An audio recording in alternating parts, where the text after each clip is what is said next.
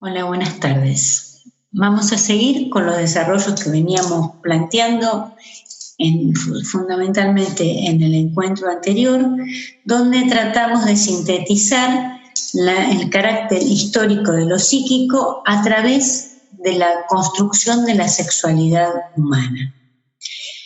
En este caso vamos a trabajar con la construcción de las estructuras intelectuales, que también son un producto del recorrido histórico. Esto en sí ya trae una serie de afirmaciones. No nace el ser humano con características preexistentes a través de las cuales comprenden el mundo. El mundo comienza a ser comprendido, a ser significado desde la práctica, desde las primeras reacciones humanas, a partir de la interacción que tiene este niño recién nacido con la cultura. Volvemos a puntos muy similares a los que habíamos visto hace unos días en el otro encuentro. Es decir, que hay un encuentro inicial de desconocimiento mutuo entre un bebé recién nacido y un mundo al que va a terminar conociendo, luego de un proceso que de una manera muy meticulosa y muy aclaratoria, y que ha sido un gran aporte científico, a partir de un proceso que fue estudiado por Jean Piaget. Jean Piaget es un biólogo de profesión ginebrino que se planteó en determinado momento. Ahora también les vamos a poner un link como para que puedan escucharlo directamente a él. Murió en 1980, 80 y pico, después les voy a pasar exactamente la fecha, pero hace unos cuantos años. Hizo todo su desarrollo en principios del siglo XX, en algún punto coincidió con Freud, aunque es mucho más cercano en tiempo, es una generación posterior a la de Freud, pero Jean Piaget, desde la biología, se empezó a preguntar cómo era que el sujeto conocía. Y fue una pregunta que lo llevó a la epistemología. Y cuando intentó acceder al plano epistemológico, se dio cuenta que para partir de la biología a la epistemología tenía que pasar por un proceso que no pertenecía ni a la biología ni a la epistemología, ni al plano especulativo filosófico. Y se encontró con la psicología. Con lo cual, estamos instalando el problema del conocimiento, la construcción de la facultad de poder conocer, que nos permite conocer, lo estamos instalando en el plano psicológico. El conocer es una acción psíquica. Por lo tanto, comparte con la sexualidad su carácter histórico y por lo tanto también aquí se encuentra una conexión y un tironeo, si se me permite el término, entre dos órdenes absolutamente diferentes. La naturaleza, es decir, la raíz biológica del ser humano, y la cultura. Como veíamos en el encuentro anterior, el estado de desequilibrio, así lo va a llamar Jean Piaget, el estado de desequilibrio en el que se encuentra un recién nacido requiere de una interpretación externa. Es la cultura la que lo va a orientar en ese estado de desequilibrio. No sabe lo que quiere, como decíamos el otro día, la cultura sí sabe, y desde ese saber que la cultura tiene se le va a proporcionar una satisfacción. Esto, por un lado, construye un sistema de significaciones y un sistema que va a sobredeterminar la vida afectiva de ese niño y a través de su sexualidad, en un sentido amplio, sexualidad como afectividad. En simultáneo, con esta construcción de la afectividad y este cuerpo atrapado por la cultura que se va ordenando, se va sistematizando a partir de la construcción de sentidos y de la organización del cuerpo en función de los sentidos, las significaciones, como para no confundir los términos, a partir de las significaciones que se van construyendo e intercambiando con la cultura, este cuerpo va a tener una forma que emana del caos inicial. Y esa forma en la que va a advenir en el cuerpo es una construcción, no está predeterminada. Lo que sí preexiste es la energía disponible para realizar este recorrido. ¿Cómo podemos leer esto mismo, esta conexión entre el deseo, la búsqueda de la satisfacción, la obtención de la satisfacción? ¿Cómo lo podemos leer como un fenómeno intelectual? Bueno, Piaget, con una metodología diferente a la de Freud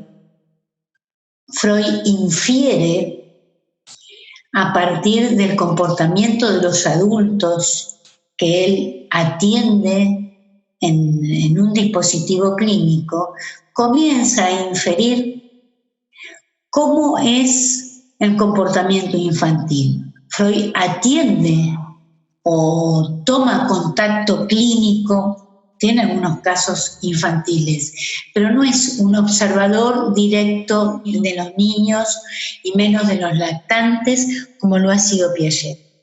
Piaget parte, decía, desde esta pregunta que desde la biología se realiza, ¿no? ¿Cómo un sujeto con las características biológicas del ser humano llega a ser un sujeto que accede al conocimiento? Y acerca de este conocimiento empieza a indagar y se encuentra que es un proceso psicológico que se despega, que se continúa desde el proceso biológico inicial. Somos puro impulso, decía Freud. El niño es puro impulso también para Piaget. Y en algún punto, en algún momento, este niño puro impulso comienza a manifestar modificaciones. Piaget observa de manera directa a los niños. Tiene innumerables textos, ¿no? Pero hay uno de los más importantes, más representativos, que ustedes lo tienen citado en la bibliografía, es La construcción de la inteligencia en el niño.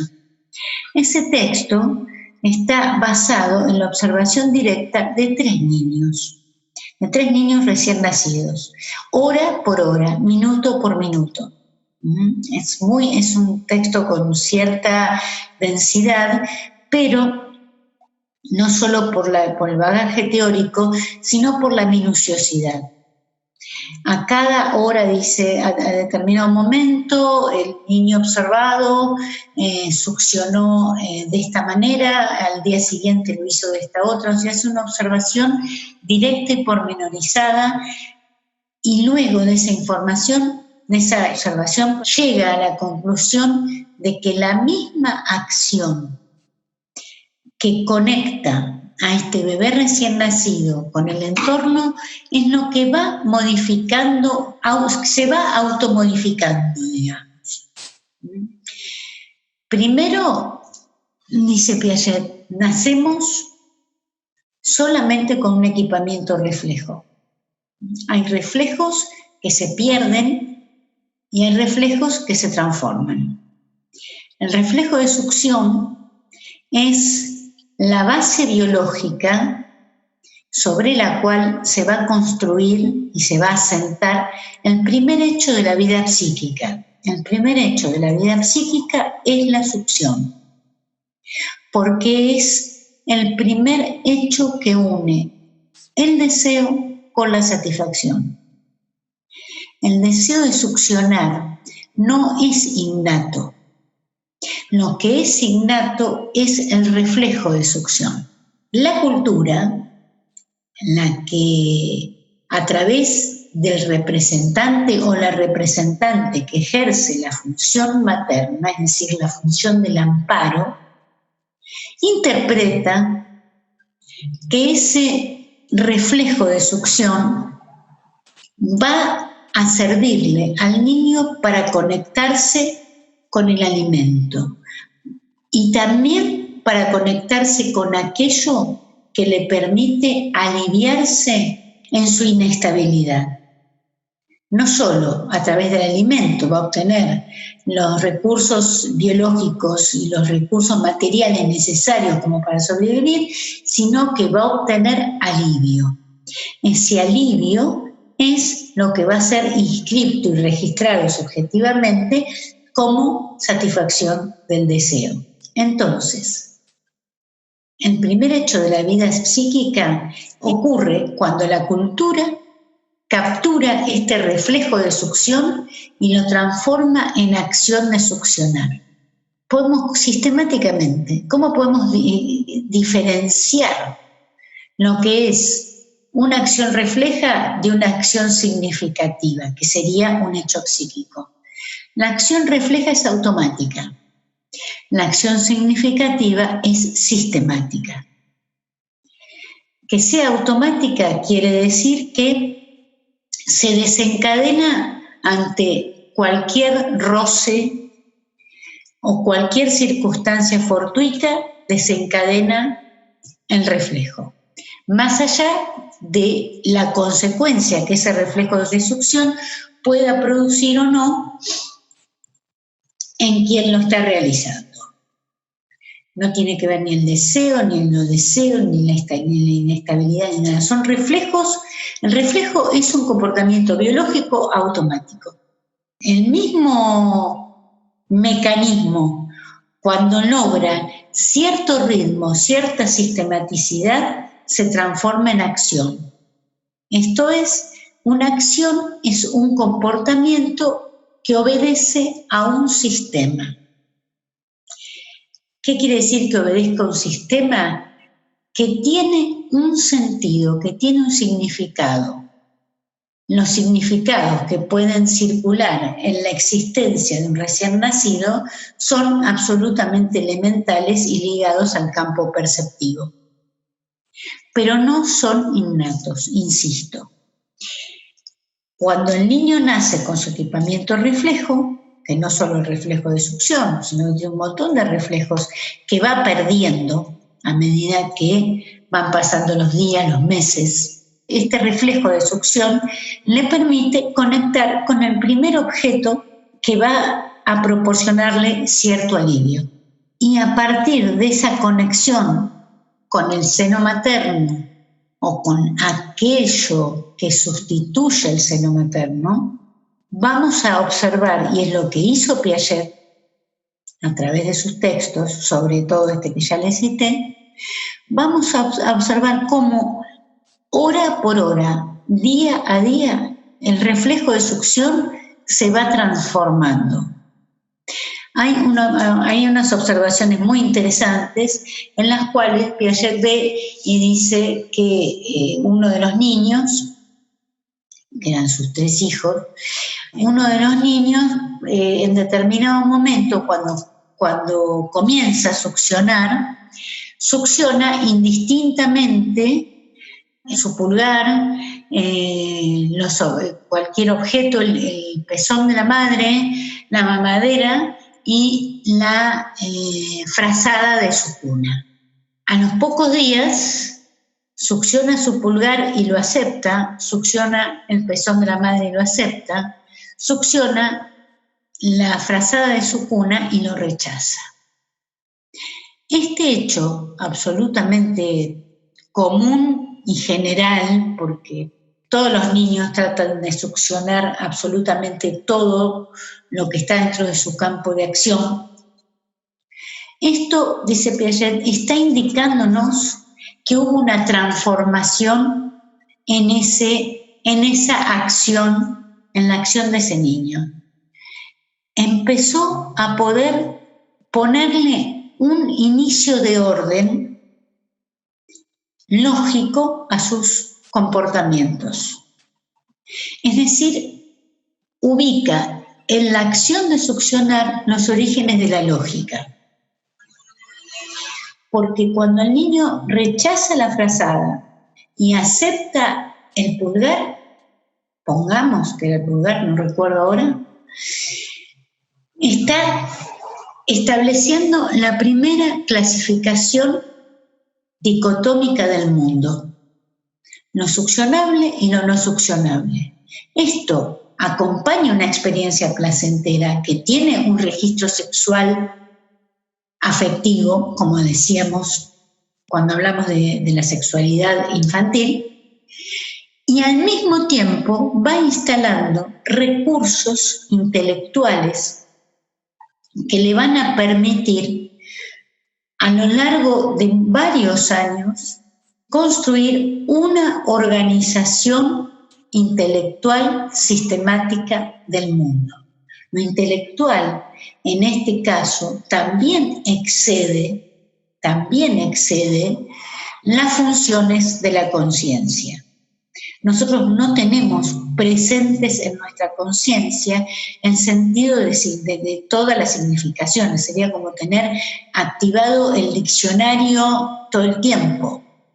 Pero hay un montón de palabras que no tenemos presentes que, sin embargo, nunca las hemos escuchado antes y sabemos qué significan. Por ejemplo, cuando uno ve las noticias o las lee, o lee el diario o escucha la radio y le cuentan algo que no lo sabía de antemano, porque, bueno, es una noticia, obviamente, y lo entendemos. ¿Dónde tenemos los recursos que nos permiten entender una novedad? Lo tenemos en nuestro sistema lógico. No es solo una cuestión de recordar el significado de todas las palabras. Y muchas veces no conocemos el significado de ciertas palabras y podemos acercarnos a él a través del contexto y a través de una serie de asociaciones al respecto.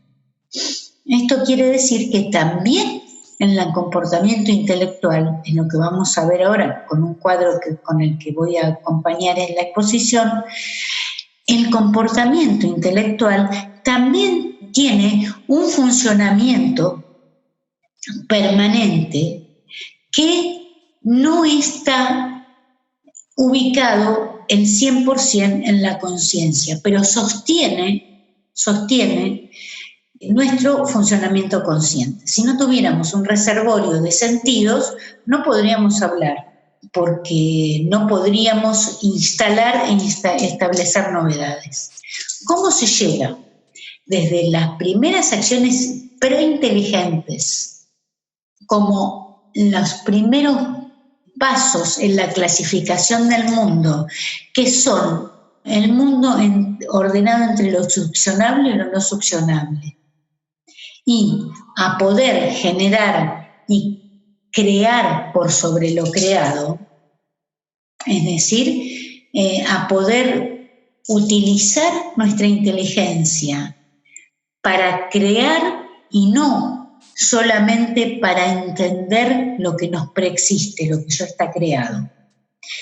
¿Cómo llegamos de un punto tan básico a otro, que es el punto máximo que nuestra construcción intelectual, a la que nuestra construcción intelectual puede acceder? Bueno, llegamos a través de nuestra historia, de cómo los procesos de interacción van permitiéndonos construir un sistema de significaciones ordenados en algo que Piaget llamó en organización y que lo vamos a pensar como la estructura intelectual que subyace a todos nuestros hechos intelectuales y la clasificación que conlleva esta organización hacia afuera.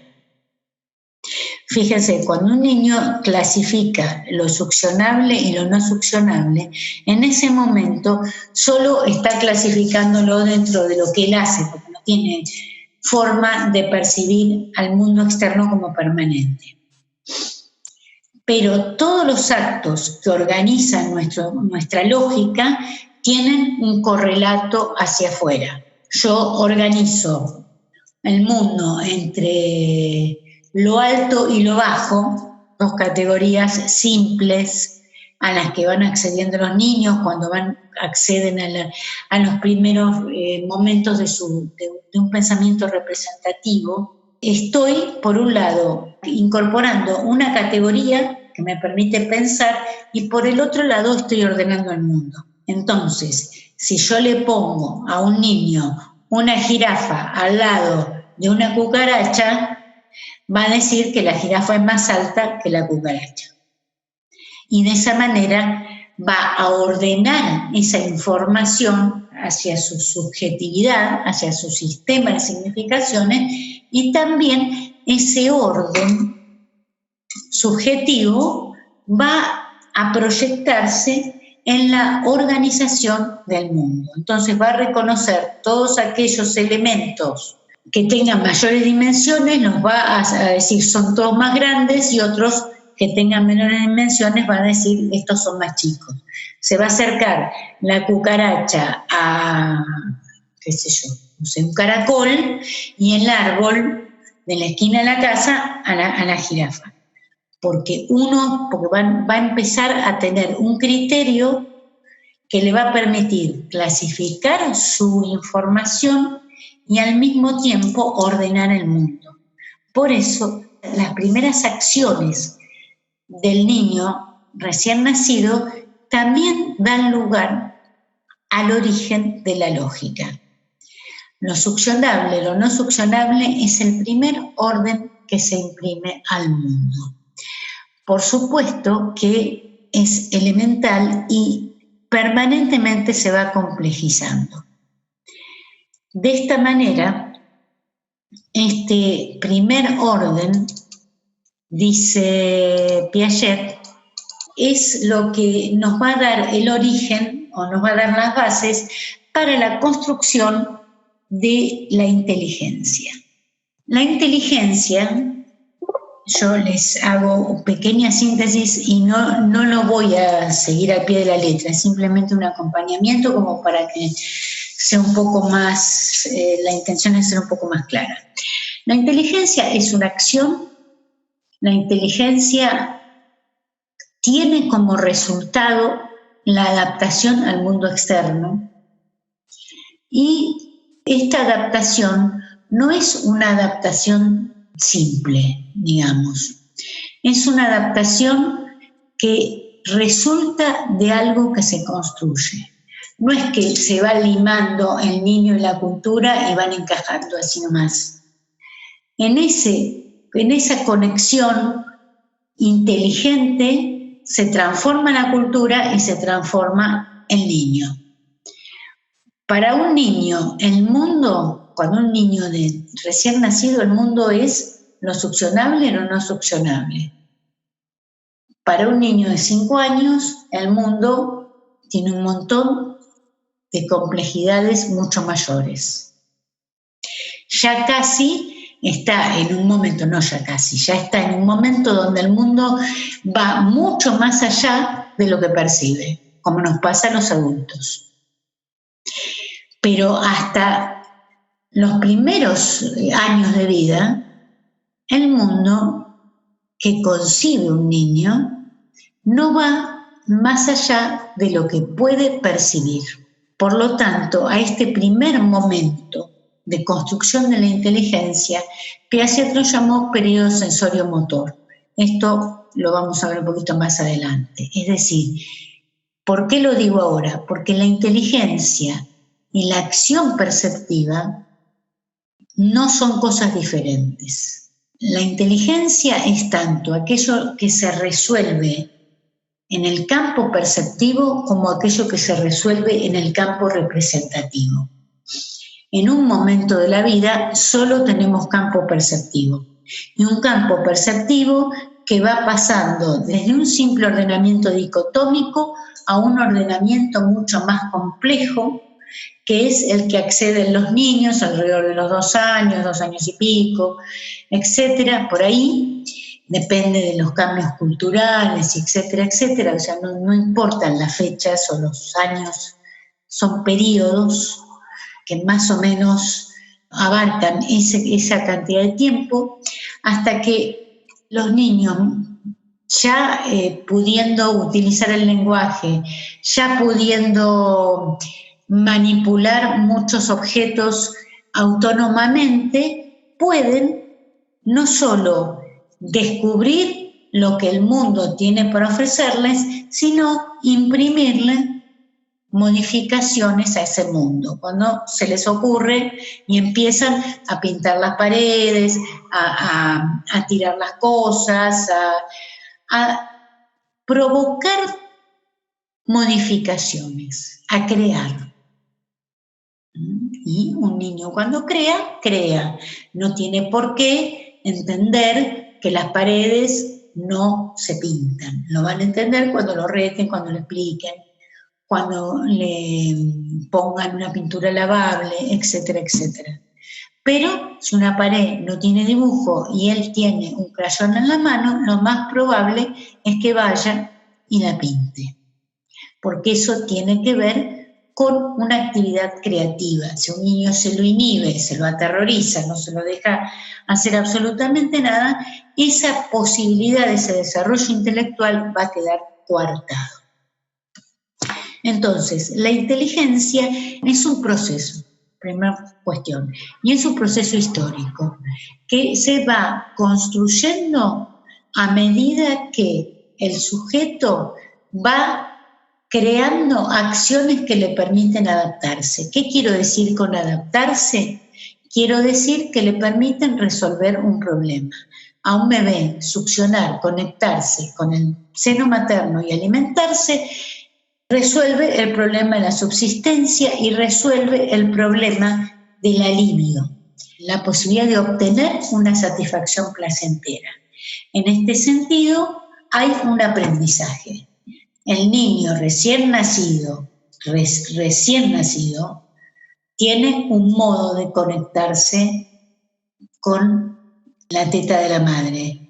Un niño de 1 año, que seguramente en muchos casos se sigue amamantando, le va a pedir a la madre que quiere la teta, claramente. Y a medida que pasen los días, no me voy tanto del primer día de vida al año, va a tener una relación cada vez más directa, más discriminada y más especificada con el objeto al que él quiere acceder a través de su acción. Yo hablo de la succión porque es el primer acto de la vida psíquica, pero esta construcción de acciones se va realizando casi en simultáneo con otras actividades corporales. Otro de los reflejos innatos es el de la aprensión. Ese reflejo de aprensión en determinado momento se transforma en la acción de aprender, de tomar. Y esa acción de tomar va tomando, valga la redundancia, un sentido diferente y un sentido reconocido por el bebé. Ahora, ¿a través de qué mecanismos la inteligencia se va construyendo? El mecanismo, el primer hecho de la vida psíquica, según la teoría de la psicología genética, que es la teoría de Piaget, es la asimilación. La asimilación es un concepto que tomamos los psicólogos de la biología. Piaget descubre que el proceso de asimilación, que ya a nivel biológico ocurre, también se da en el plano de la vida psíquica. Cuando la asimilación significa o alude, mejor dicho, al mecanismo a través del cual un sujeto incorpora un elemento externo a su subjetividad. ¿Sí? Incorpora, en este caso que se está recién construyendo la subjetividad en los primeros años, los primeros momentos de vida, en realidad la asimilación incorpora un objeto externo a la acción.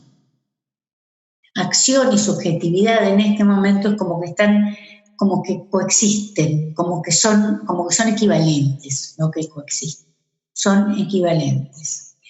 La acción incorpora un elemento extraño a sí misma, a su funcionamiento, es un alimento para la acción.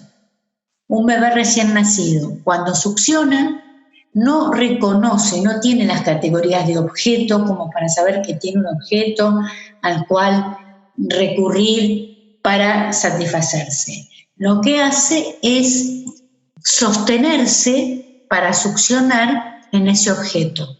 Ese objeto es considerado por el niño como un objeto succionable. En el caso de este ejemplo que daba Piaget hoy que yo les contaba, es incorporado como un objeto no succionable.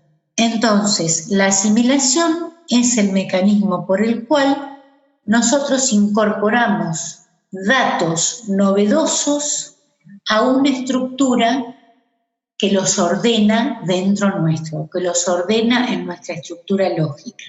Por lo tanto, para un niño no es el pezón de la madre, ni la mamadera, ni el pulgar, son objetos succionables o no succionables. Incluso también hay observaciones en el texto de Piaget que aluden a esto, pero esto es observable en cualquier episodio que nos permita observar a un recién nacido, ver a un recién nacido, cómo a veces los bebés reaccionan succionando frente a fenómenos que registran, pero que no pueden significar de otra manera. Si uno prende y apaga la luz y hay un niño, es muy probable que el niño reaccione succionando ante ese cambio perceptivo visual. Aparentemente es una reacción fortuita o es una reacción desadaptada, pero no es una reacción desadaptada ni fortuita. Es que la única manera de incluir en su sistema lógico ese episodio que registra pero que no entiende, como lo entiende un adulto, es succionando. Bueno, la asimilación es el mecanismo por el cual lo exterior se reduce a las características que nuestra estructura lógica tiene para comprender el mundo. Por eso, el mundo que entiende un niño es muy distinto del mundo que entiende un adulto.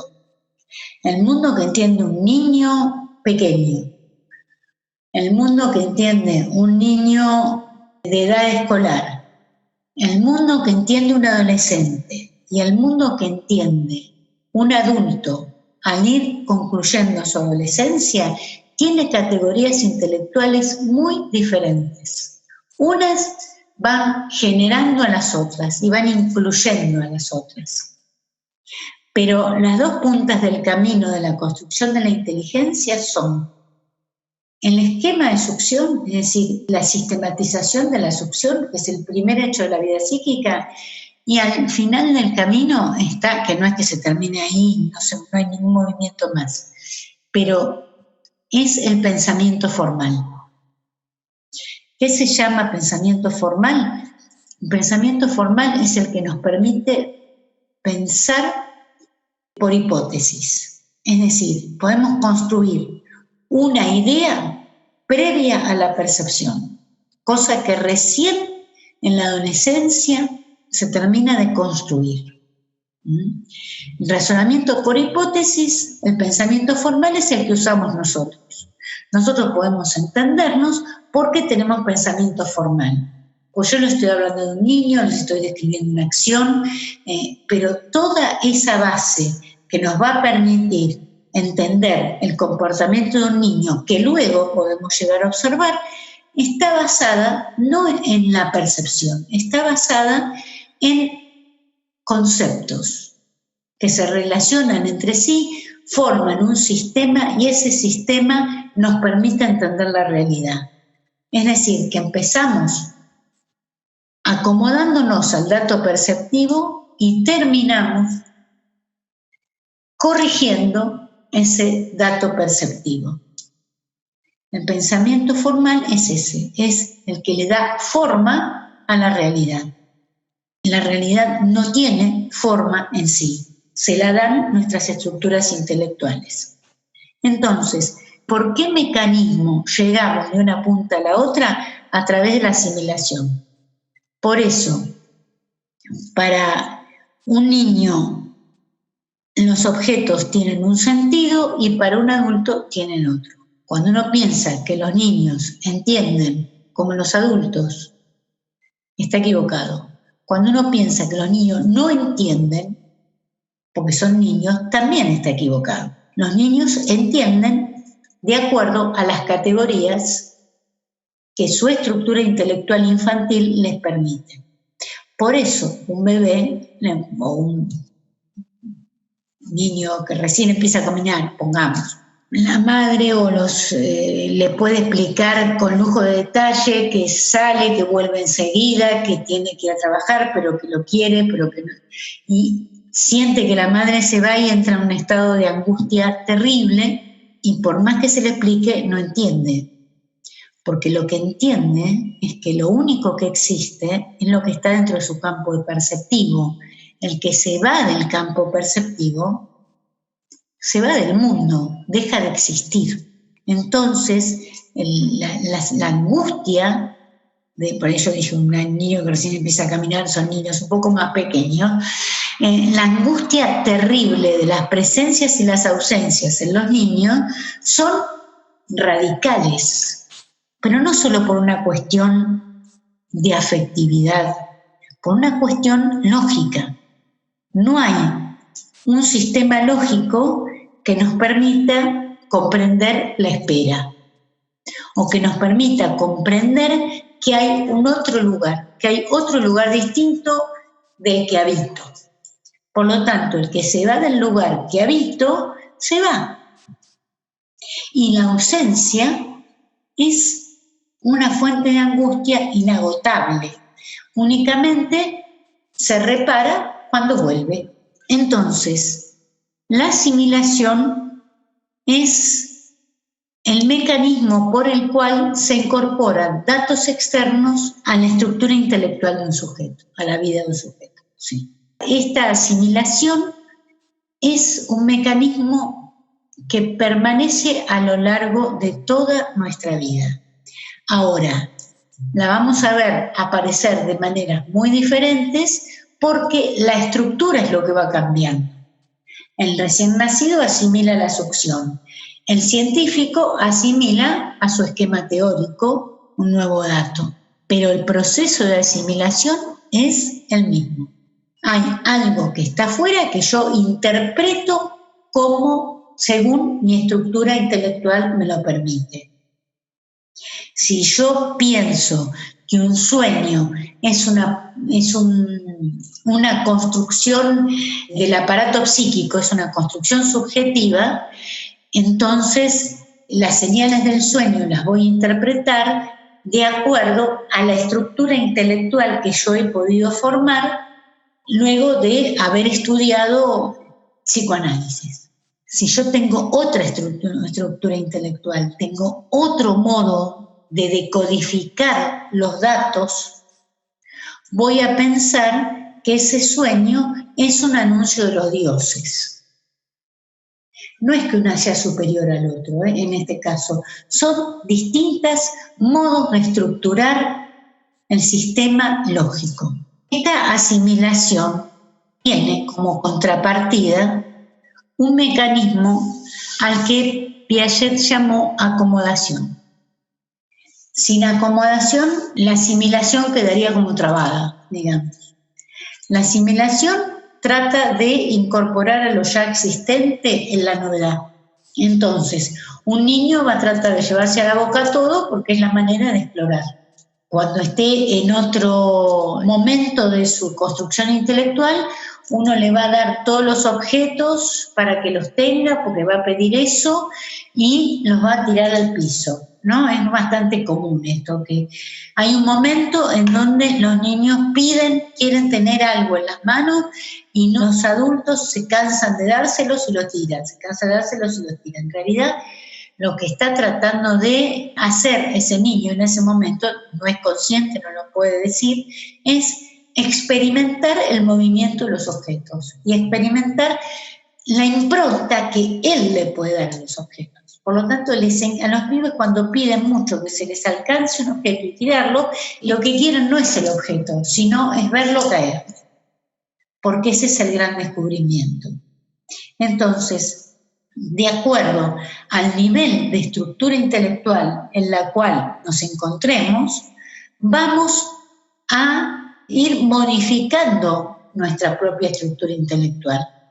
La acomodación es el proceso mediante el cual la estructura intelectual se modifica. Cuando uno quiere incorporar un dato a su estructura y ese dato no puede ser incorporado tal cual es a la estructura que tenemos. Yo hoy les daba el ejemplo de este niño que succiona cuando se prende la luz. Ese intento de incorporación del cambio de luminosidad a través de la succión tiene un límite, fracasa de alguna manera. Y va en determinado momento a exigirle a ese sujeto que construya nuevos esquemas de asimilación para incorporar novedades que de otra manera no podría incorporar. Entonces, la acomodación es un proceso al cual el aparato psíquico se resiste, porque requiere de mayor esfuerzo. Esto que pasa cuando uno está tratando de incorporar un concepto nuevo, un conocimiento nuevo, algo que nos es ajeno a lo que estamos acostumbrados a pensar, esa resistencia que aparece, o que no entendemos, o que nos distraemos, o que nos acordamos que tenemos que hacer otra cosa, es como una reacción psíquica de resistencia al esfuerzo de acomodación. Cuando uno se acomoda, está gastando mucho más energía que cuando uno asimila. ¿Por qué? Porque está produciendo una modificación interna. Ahora, gracias a que podemos acomodarnos, podemos construir nuestra estructura psíquica, bien digo, y nuestra estructura intelectual en particular, y volverla cada paso más compleja y partir de la primera sistematización del mundo entre succionable y no succionable a construir hipótesis de conocimiento.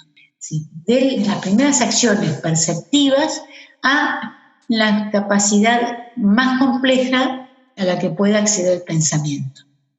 Esta acomodación es la contrapartida de la asimilación. A esto Piaget lo llamó invariantes funcionales. Invariantes porque no varían. Funcionales porque no varían en lo funcional. ¿Sí? Como función siempre es lo mismo, asimilar al esquema preexistente y acomodar ese esquema preexistente cuando es insuficiente para asimilar alguna novedad. Entonces, el mecanismo es el mismo y se manifiesta de manera diferente. Las otras invariantes funcionales con las cuales se complementan la asimilación y la acomodación son la organización y la adaptación. Si las invariantes funcionales son un continuo que atraviesa todos los momentos de la vida, la organización es lo que va modificándose como resultado del interjuego entre la asimilación y la acomodación. La organización son las estructuras que van soportando nuestro modo de relacionarnos con el mundo en distintos momentos. La organización del pensamiento infantil, la organización del pensamiento de un niño del periodo de la latencia, la organización de un adolescente, la organización del pensamiento adulto, tienen en común que son organizaciones intelectuales y lógicas. Y tienen la presencia tanto de la lógica de clases como de la lógica de relaciones, en su modo de organizar los datos. Pero el nivel de complejidad va variando cualitativamente de un periodo al otro. Esto es lo que le permitió a Piaget hablar de distintos periodos en la construcción del pensamiento, en la construcción de la inteligencia. O sea, el pensamiento, yo dije pensamiento, el pensamiento implica que hay representación. Y hay un momento de la vida donde hay inteligencia y no hay representación. Este periodo de la vida donde hay inteligencia y no hay representación es lo que llamamos como sensorio motor. Conocemos como sensorio motor. Es el periodo en el cual un niño construye todas las categorías intelectuales a nivel motor. Resuelve todas las dificultades que después vamos a resolver a nivel representativo, pero las resuelve a nivel motriz. Un niño no puede explicar qué significa sumar, restar, multiplicar y dividir, pero sí puede actuarlo. Si en un momento nosotros observamos que los bebés cambian de comportamiento, hay un periodo de la vida donde, no sé, se les cae una pelota debajo de la mesa y lloran, y al poco tiempo se les va a caer la pelota debajo de la mesa y la van a ir a buscar. Ahora, ustedes me van a decir, ¿qué tiene que ver esto con la suma y la resta? Es una suma y es una resta. Se le cae la pelota abajo de la mesa, pierde la pelota. Es el niño menos la pelota. Va a buscar la pelota bajo la mesa, recupera la pelota. O sea, restó y sumó y restó. Entonces, esta acción supone una acción matemática, una acción lógica. Nosotros podemos sumar y restar porque en algún momento pudimos realizar este tipo de acciones en nuestro periodo sensorio-motor. Si un niño el juego de ocultarse y aparecer, que a los chicos les da, los atrapa tanto, ¿no? Si un niño puede tapar un objeto, si uno le tapa un objeto y él puede sacar la tapa del objeto y recuperarlo, está realizando una operación lógica compleja, porque está poniendo en relación el obstáculo con su acción, el obstáculo con el objeto, él con el objeto y el obstáculo. Es complejísimo. Tiene 3 variables en simultáneo que resuelve. Esto, si nosotros lo tenemos que hacer a nivel representativo, y tenemos que andar bastante tiempo por la escuela primaria y tal vez la secundaria. Digamos, a nivel representativo se construyen todas las categorías que después se van a recrear en el plano, a nivel sensorio-motor, se construyen todas las categorías que se van a recrear en el plano representativo. Ahora, la organización sin la estructura intelectual es lo que va variando, pero siempre hay una estructura intelectual. Entonces, asimilación, organización y, por último, la adaptación. La adaptación es la cara externa de la organización. La adaptación no es armonizar, como decía hoy, con el mundo externo. Es la capacidad de respuesta que un sujeto puede dar de acuerdo a la organización lógica con la que cuente. Entonces, va a ser perfectamente adaptado la respuesta de un niño cuando se le va un juguete de su campo perceptivo y se angustia, entonces alguien va a tener que asistirlo y alcanzárselo, y es tan adaptado y tan inteligente como el que va a tener tiempo después cuando se le va un objeto, se le cae, se le escapa de su campo perceptivo y él mismo va y lo busca y lo trae. No es que es más o menos inteligente, tiene una estructura, una organización que le permite tener cierta permanencia y entender, entre comillas, entender motrizmente que el objeto permanece a pesar de que cambia de estado. En un momento de la construcción intelectual, el objeto que está caído en el piso no es el mismo que él tenía en la mano. Lo único que él puede registrar es que él tenía un objeto en la mano y no lo tiene más. Otro viene, le vuelve a poner el objeto en la mano y no tiene una estructura intelectual que le permita entender que ese objeto que tiene en su mano es el mismo que estaba en el piso, pero que cambió de estado. Esto es equivalente a poder manejarnos con sustantivos y adjetivos, por ejemplo. Aprender los sustantivos y los adjetivos nos lleva un esfuerzo y un trabajo intelectual importante. Manejarnos, utilizar, no solo digo aprenderlos, pero usar los sustantivos y los adjetivos también requiere de todo un aprendizaje y toda una resistencia al aprendizaje cuando empezamos a construir el lenguaje. A nivel motriz, estas operaciones tienen todo un proceso de construcción muy complejo. O sea, nosotros podemos saber y podemos diferenciar más adelante lo que es un sustantivo de lo que es un adjetivo, porque en el nivel motriz pudimos diferenciar que el objeto es una unidad que de acuerdo a las distintas posiciones en el espacio que adquiera, va a tener características diferentes, ¿no? Entonces, la representación, la función representativa es para Piaget una acción interiorizada. El pensamiento es acción interiorizada. Yo cuando estoy pensando, estoy haciendo. No es que hago cuando muevo mi cuerpo y cuando estoy pensando no estoy haciendo nada. En realidad, no hay manera de dejar de hacer desde el minuto cero de nuestra existencia. Siempre estamos haciendo. Cuando dormimos también estamos haciendo, porque descansa en la conciencia, pero aparecen los sueños. Es decir, que la acción es permanente.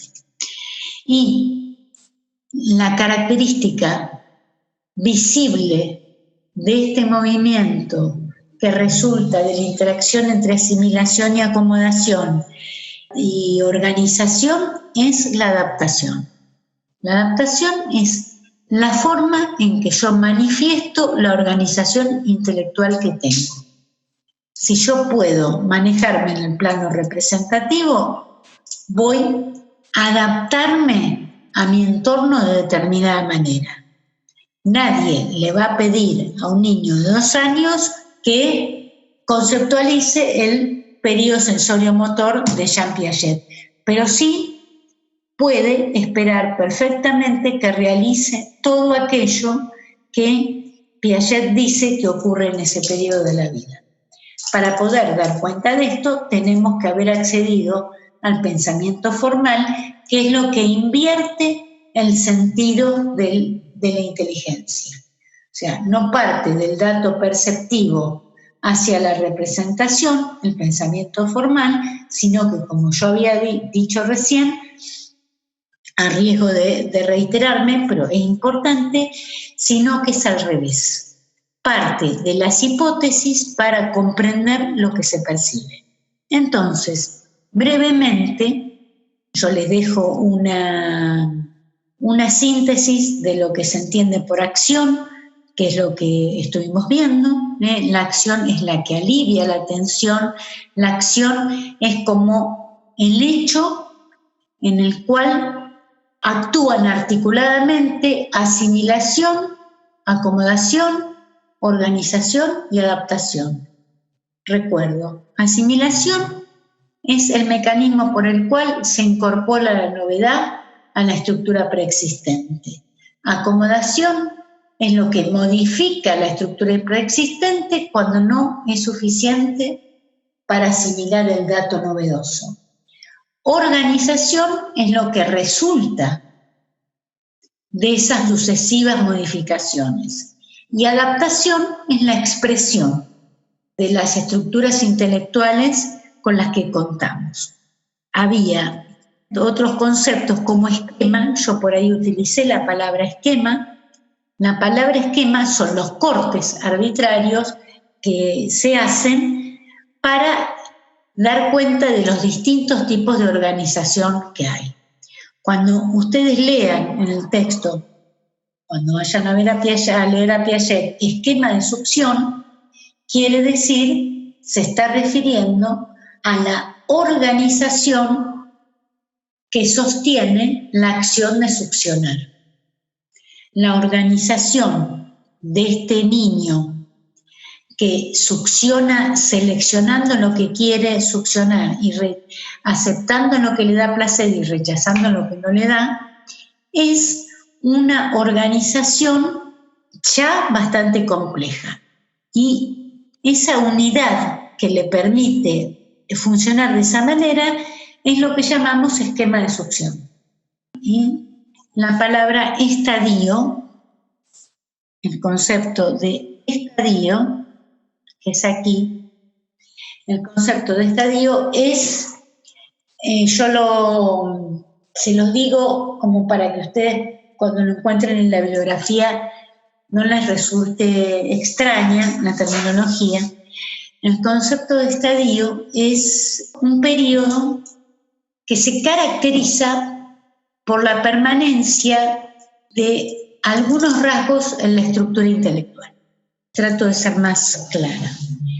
Yo hablé del periodo sensorio-motor. Sensorio-motor son dos términos, sensorial y motriz, ¿no? Alguna de esas dos cosas. Todo lo que conforma el mundo de un bebé que está en ese periodo, que es el primero de la vida, tiene como característica común que los elementos con los que su estructura lógica va a interactuar son aquellos que se encuentran en el campo perceptivo.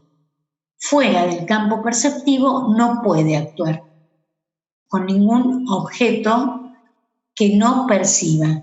Si yo a un niño de 2 años le digo que me cuente y que me haga la cuenta y me diga cuánto es 2 más 2, no lo va a poder hacer. Se va a quedar mirando y vaya a saber cómo lo va a decodificar. Pero si yo le digo que me traiga las 2 muñecas y las 2 pelotas con las que está jugando, sí lo va a poder hacer. Entonces, puede sumar, pero no puede resolverlo a nivel representativo. Esas características son permanentes desde el momento del nacimiento hasta cuando se accede definitivamente al lenguaje, porque el lenguaje es una acción representativa. Si las cosas se pueden nombrar, además de ser percibidas, por lo tanto hay representación. Cuando uno a un niño le dice, bueno, tráeme la muñeca, y la muñeca no está entre él y el que se la está pidiendo, ya tiene representación. Cuando no puede concebir algo que esté por fuera del campo perceptivo, aún permanece dentro del periodo sensorio-motor. Entonces, ese es un periodo. Ese periodo tiene distintos momentos. Es muy distinto ese periodo en el momento del nacimiento que a los 2 años de edad. Todo pertenece al sensorio-motor, pero hay como distintos escalones. Esto es a lo que Piaget quiere referirse cuando habla de estadio. El primer estadio hegemoniza la acepción. El segundo estadio lo llaman las reacciones circulares primarias, que no vienen al caso para decir qué son. Pero cada momento del periodo sensorio-motor son estadios diferentes. Es decir, como subdivisiones de los periodos son los estadios. Una cosa así. Bueno, espero que este recorrido, que supongo que va a tener o va a requerir de ustedes un importante esfuerzo de acomodación, porque es un tema bastante nuevo. En realidad, lo que yo pretendo que quede como eje de toda esta cuestión planteada es: la inteligencia es una construcción.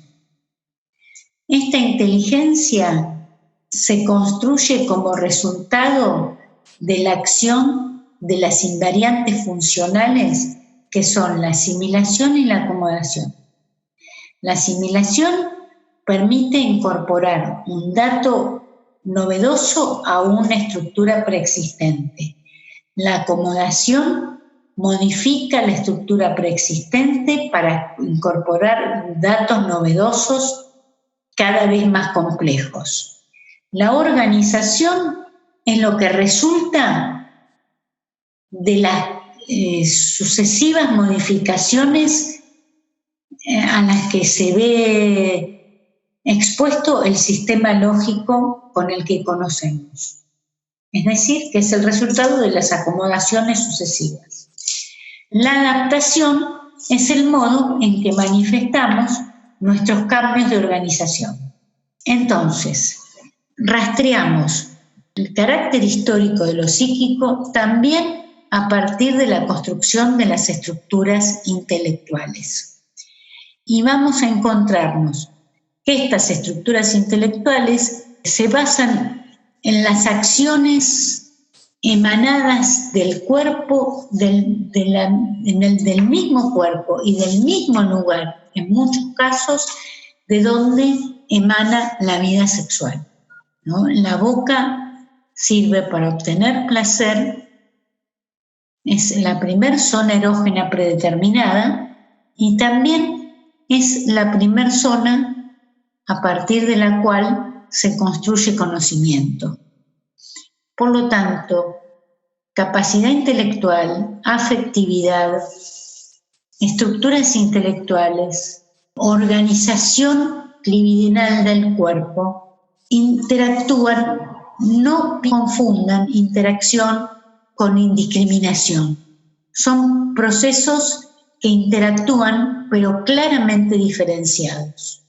Pero coexisten. No es que hay una historia intelectual por un lado, una historia afectiva por otro. Son recortes que se dan en simultáneo. Acá el gran descubrimiento que comparten de muy distintos ángulos Piaget y Freud es la infancia. En la infancia, en los dos casos, aparecen las claves. En el caso de Freud, a partir de las claves infantiles que veían sus pacientes neuróticos, pudo acceder a ciertos rasgos propios de la vida infantil. En el caso de Piaget, el estudio de la infancia fue a partir de la observación directa de este tipo de comportamientos. En los dos casos, los aspectos de la realidad que permitieron tanto Piaget como Freud construir son aquellos que su estructura teórica le permitió conocer. Si yo tengo la hipótesis, ¿no?, de la sexualidad infantil, voy a indagar y esto va a permitir ver cuestiones que tienen que ver con la sexualidad infantil. Si yo tengo la teoría acerca de que la acción nos lleva al conocimiento, voy a descubrir en ese sentido y a clasificar los comportamientos humanos en ese sentido. No son opuestas estas teorías, son complementarias, en este punto al menos. En este sentido, quiero cerrar con un anuncio en relación a esto de la teoría, que vamos a tomar más adelante, porque la palabra teoría sabemos que alude a un sistema lógico de pensamiento, que tiene, y las teorías científicas tienen una serie de características que deben ser respetadas para que se las considere una teoría científica. Uno no puede hacer un enunciado por más lógico y prolijo que sea y enunciar un disparate. Tiene que tener un sustento y estar formulado lógicamente. Ahora, la palabra teoría tiene una etimología que la liga al teatro. Esto lo dice Fernando Ulloa, que es un psicoanalista argentino. Murió hace unos años. Fernando Ulloa, que lo vamos a ver en algún momento, no sé si en la próxima clase, en el próximo encuentro o en el siguiente, dice que la teoría viene del teatro, es decir, pensar una teoría científica es un acto creativo, porque es tomar la realidad y recrearla de acuerdo a otros términos.